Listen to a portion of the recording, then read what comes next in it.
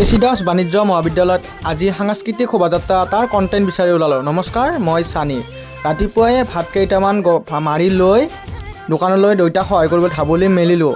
দোকানত অলপ বহি থাকি কাষ্টমাৰ ফ্ৰী ছাৰ্ভিচ দিলোঁ।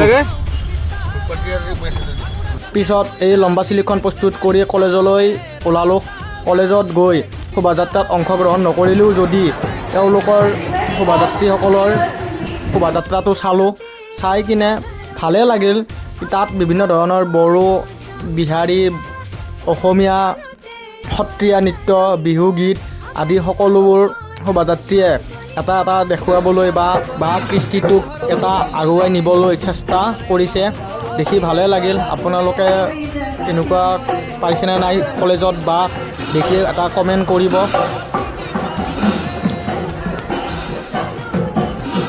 আজিলৈ আৰু বেছি আবুল তাবুল বকি নাথাকোঁ। এতিয়ালৈ বাই বাই গাইজ।